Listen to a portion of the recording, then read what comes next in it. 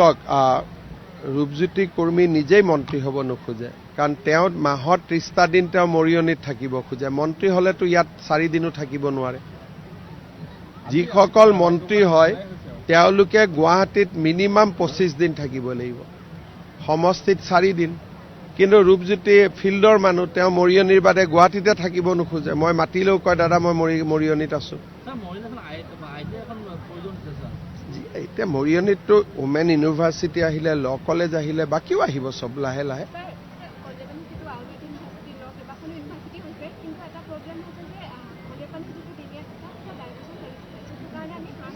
মোক লিখি দিব লিখি দিলে মোক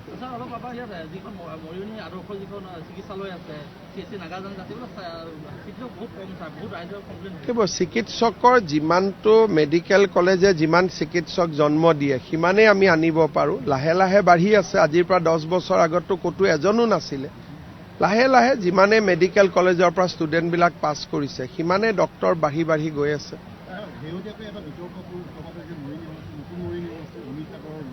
কি বস্তু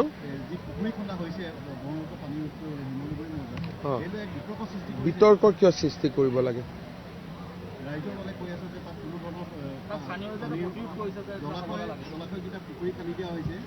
মানে মই বুজি পোৱা নাই কি কৈ আছে তাতে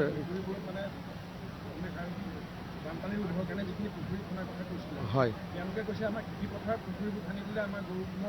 নবনালে হ'ল এইটো এবাৰ চিম্পল কথা বানপানী প্ৰতিৰোধৰ কাৰণে পুখুৰী বিচৰা বহুত গাঁও আছে কাৰোবাক যদি নালাগে সিম্পলি চৰকাৰক লিখি দিলে হ'ল আমাক নালাগে বুলি বন্ধ হৈ যাব কাৰণ এটোতো লাগা মানুহে বিচৰা মানুহৰ সংখ্যা বহুত আছে কাবাক নালাগিলে কৈ দিলেতো আমি ভালে পাওঁ তেতিয়া আমি বেলেগ এটা জায়গাত দিব পাৰিম খালি লিখি দিব লাগে যে আমাৰ গাঁৱত চৰকাৰে এটো আঁচনিটো দিছিলে আমি নললো তেতিয়া ভৱিষ্যতে বানপানী আনপানী হলে তেতিয়া গাঁৱৰ মানুহে চৰকাৰক সমালোচনা কৰিব নোৱাৰিব যেনেকৈ মই এতিয়া কৈছো যে ফাষ্ট ট্ৰেক কোৰ্ট মই কৰি দিম আপত্তি নাই কিন্তু জামিন হলে মোক দুখ নিদিব তেনেকৈ বানপানী প্ৰতিৰোধৰ এটা আঁচনি আহিছে গাঁৱৰ মানুহে কৈছে আমাক নালাগে পিছত যাতে বানপানী হলে গাঁৱৰ মানুহে মানে ৰাইজৰ দলে তেতিয়া যাতে ৰিলিফ গোটেই দিয়াৰ কামটো ৰাইজৰ দলে কৰে তেতিয়া আকৌ যাতে ৰূপজ্যোতিৰ প্ৰতিমূৰ্তিটো নজ্বলায় দুৰ্বল নে শক্তিশালী সেইটোতো জাজেহে ক'ব এইবিলাক কথা আগতে আলোচনা হয় নেকি যে চাৰ্জশ্বিট দুৰ্বল শক্তিশালী জামিন হৈ যাব ইলেকশ্যনৰ পিছত জামিন হৈ যাব তাৰমানে এই মানুহবিলাকৰ মানসিকতাটো কিমান নিগেটিভ আপোনালোকে চিন্তা কৰক কাৰণ এওঁলোকে জীৱনকালত জুবিনকতো সন্মানেই নকৰিছিল যোনে জীৱনকালত জুবিনক সন্মান নকৰিছিল আমাৰ যোৰহাটৰ সাংবাদিকজনৰ দৰে তেওঁলোকেহে জুবিনৰ ওপৰত এটা বেছি প্ৰশ্ন সোধে জুবিনক ভাল পোৱা মানুহখিনিয়েতো একো নুসুধে জীৱনত অখিল গগৈক জুবিন গগৈৰ লগত দেখিছিল নেকি মৰাণত যেতিয়া অখিল গগৈৰ মিটিং হৈছিল জুবিনকতো আনিব নালাগে বুলি প্ৰস্তাৱ লৈছিল গতিকে সেইবিলাক জুবিনক ভাল পোৱা মানুহবিলাকৰ বিশ্বাস মোৰ ওপৰত আছে আৰু জুবিনক লৈ যিসকলে ৰাজনীতি কৰিব খোজে তেওঁলোকৰ মোৰ ওপৰত বিশ্বাস নাই আৰু তেওঁলোকক মই কি কৰিব পাৰোঁ তেওঁলোককতো মই একো কৰিব নোৱাৰো আহিলে আহিব তাৰ আৰু আগতীয়াকৈ যদি কোনোবা আহেওনো মই আগত নামকেইটা কেনেকৈ জানিম এইটো আহা যোৱাৰ সিদ্ধান্তটো কোনোবা এটা ৰাতিত লয় কোনোবা এটা ৰাতিপুৱাত লয় এইটোতো বহুত ভাবি চিন্তি নলয়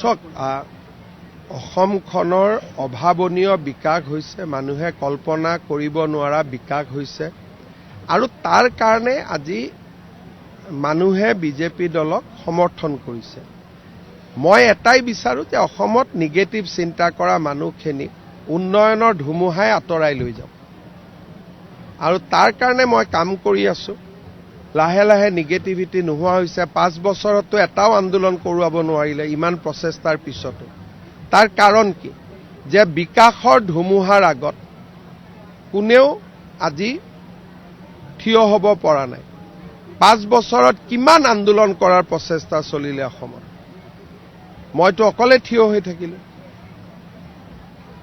আন্দোলন কৰা মানুহ কিমান আছে আমাৰ মানুহে এনেকে টিভিৰ বুমটো লৈ যায়, আপোনাৰ হোৱা নাই বুলি কক কক কক এনেকেও কোৱায়। তথাপিতো মানুহে আন্দোলন কৰা নাই। কেতিয়াবা মই আপোনালোকৰ ইণ্টাৰভিউবোৰ চাই থাকো, মানুহজনে ক'ব নোখোজে আপোনালোকে কোৱাই থাকে। তাৰপিছত মই যেতিয়া আন্দোলনত ধৰ্ণা দিয়ে কিছুমানে, মই পিছত সুধো, তেতিয়া গম পাওঁ যে 20 মিনিট ধৰ্ণা দি থকা নাই, অকল আপোনালোকৰ কেমেৰা থকা সময়খিনিতহে ধৰ্ণা দিছে, তাৰপিছত বন্ধ হৈ যায়।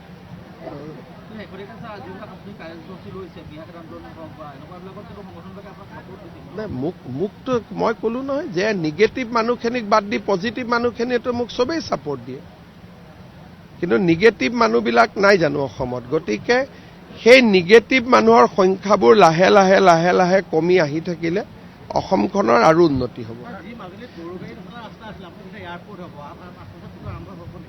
এয়াৰপৰ্টৰ কাৰণে চক প্ৰথম কথা মাটি লাগে।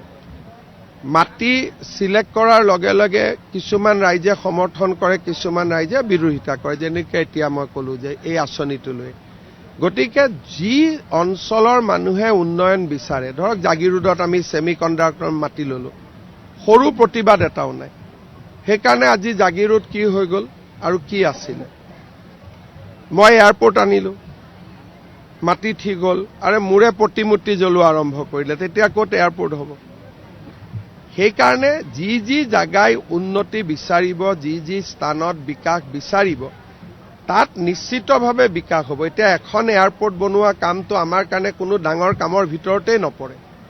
যদি আমি টানেল বনাব পাৰোঁ, সাধাৰণ এখন এয়াৰপৰ্ট বনোৱাটো কি কাম, বাউণ্ডৰী ৱাল এটা হ'ব লাগে, এটা ৰানৱে বনাব লাগে, এইটোতো কোনো ডাঙৰ কাম নহয়। কিন্তু অঞ্চলটোৰ মানুহে বিচাৰিব লাগিব।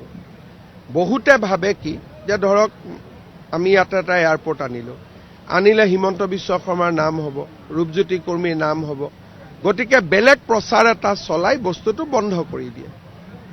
এই নিগেটিভ মানুহখিনিৰ লগতে যোৱা 5 বছৰ মই যুঁজি আছো, বহুত পৰিমাণে সফলো হৈছো, আৰু তাৰ কাৰণে আজি অসমত নামৰূপত ইমান ডাঙৰ ইণ্ডাষ্ট্ৰী আহিলে এটাও আপত্তি নাই, ছেমি কণ্ডাক্টৰ আহিলে এটাও আপত্তি নাই, চাপৰত আজি ইমান ডাঙৰ থাৰ্মেল পাৱাৰ প্লেণ্ট হ'ব। অহা মাহত আমি 13 মাৰ্চত আমি কপিলী হাইড্ৰ ইলেক্ট্ৰিক প্ৰকল্প উদ্বোধন কৰিম, ফাউণ্ডেশ্যন নহয়, 150 মেগাৱাটৰ। নীৰৱে আমি বহুত কাম কৰি গৈ আছো, আৰু ছাপৰ্ট কৰা মানুহ আছে। কিন্তু প্ৰত্যেক স্থানতে কিছুমান মানুহো থাকে যে নিগেটিভিটি, যেনেকৈ যোৰহাটৰ ফ্লাইঅভাৰখনে কিমান নিগেটিভিটি ক্ৰিয়েট কৰিছিল আপোনালোকে ভাবক। এতিয়া মই বুলি যুঁজিছো, বেলেগ হলেতো নুযুঁজিলেহেঁতেন। বহুতেতো অখিল গগৈ ভয়ো খায়, মইহে জানো যে ভয় খাব নালাগে বুলি। সাধাৰণ অফিচাৰবিলাকেতো ভয়ে খাই যায়। কথাটো কৈছো যে বেলেগে হলে কি, বাপৰে গৌৰৱ গগৈ বিৰোধিতা কৰিছে, কেনেকে কৰিম। কিন্তু আমি সুধো গৌৰৱ গগৈ কোন, কাম হ'ব লাগে। য'ত য'ত ৰাইজৰ সমৰ্থন পোৱা যায় তাত এনেকে কাম হৈ থাকে, কিন্তু য'ত ৰাইজৰ সমৰ্থন নাথাকে তাত আপুনি জোৰ কৰি কাম কৰিব নোৱাৰে, আৰু জোৰ কৰি কাম কৰাটো মই নাভাবো।